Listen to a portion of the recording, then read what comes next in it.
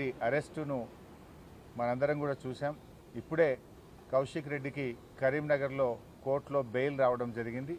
Bail రావడం పట్ల మా హర్షాన్ని కూడా వ్యక్తం చేస్తూ ఉన్నాం. అయితే ఈరోజు పోలీసులు ముఖ్యంగా డీజీపీ గారు ఒక్క విషయాన్ని గుర్తుపెట్టుకోవాల్సిన అవసరం ఉంది.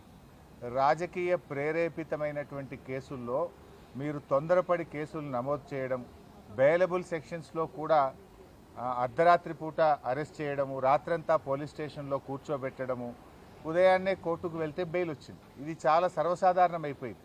అంటే ఇలా ఆలోచించాల్సిన అవసరం ఉంది. పోలీసులు కూడా ఈ రాజకీయ ప్రేరేపితమైన కేసుల్లో నాయకులు చెప్తే వినడం కాదు, చట్టానికి లోబడి పనిచేయాలి. మనకు కాన్స్టిట్యూషన్ ఉంది, మనకు కొన్ని చట్టాలు ఉన్నాయి, శాసనసభలో చేసుకున్న చట్టాలు ఉన్నాయి, దానికి లోబడి పనిచేయాలి. సుప్రీంకోర్టు కానీ హైకోర్టు కానీ చాలా స్పష్టంగా బెయిలబుల్ సెక్షన్స్లో మీరు స్టేషన్ బెయిలే ఇవ్వండి అని కూడా చెప్పారు.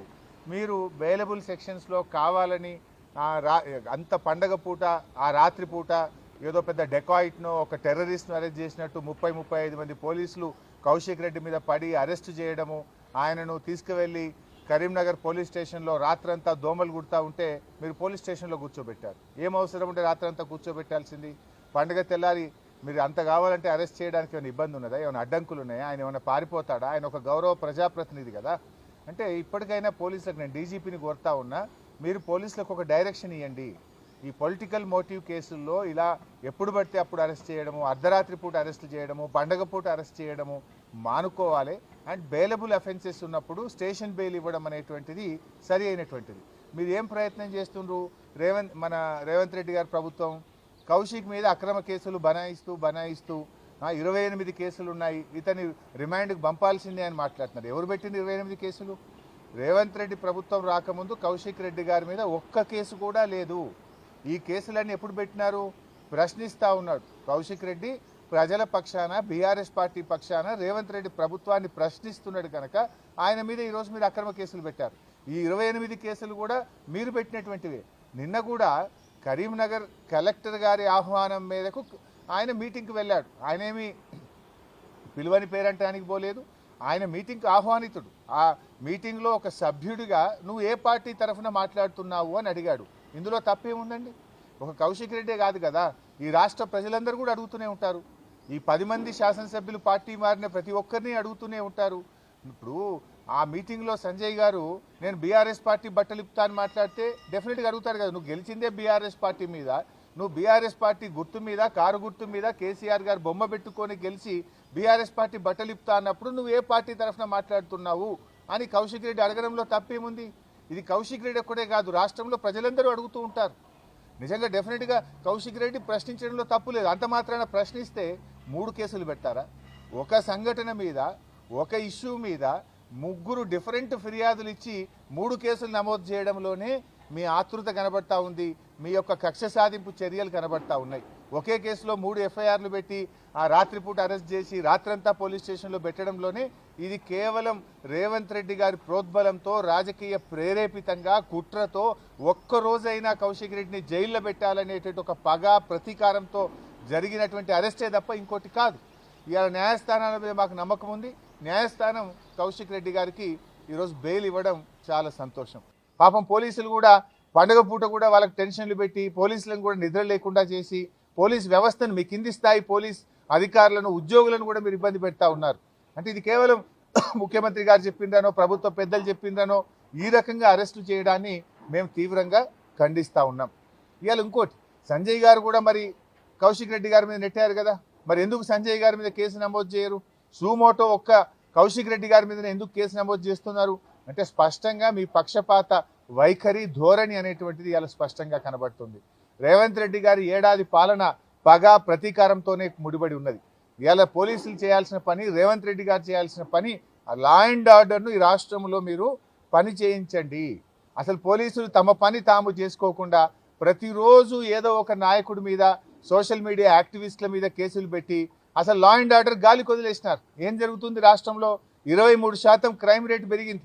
ఇలా హత్యలు పెరిగినాయి, అత్యాచారాలు పెరిగినాయి, కమ్యూనల్ రైట్స్ పెరిగినాయి, రాబరీస్ పెరిగినాయి, చైన్ స్నాచింగ్ పెరిగింది, మహిళల మీద అఘాయిత్యాలు పెరిగినాయి. రాష్ట్రంలో ఏ జిల్లాలో చూసినా 23% లా అండ్ ఆర్డర్ పెరిగి హైదరాబాద్ ఎల్లో జోన్లోకి పోయింది. ఇంకా 4 రోజులు పోతే ఇదే పద్ధతి కొనసాగితే హైదరాబాద్ రెడ్ జోన్లోకి పోతుంది.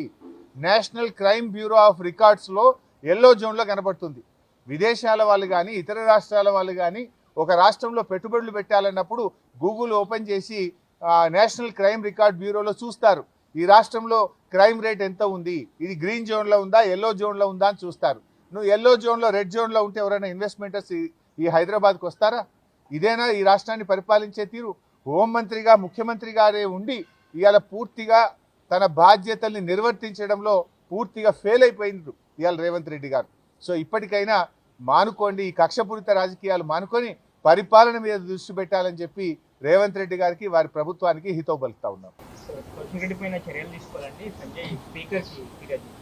ఆ స్పీకర్ గారు అసలు చర్యలు తీసుకోవాల్సింది సంజయ్ గారి మీద కదా.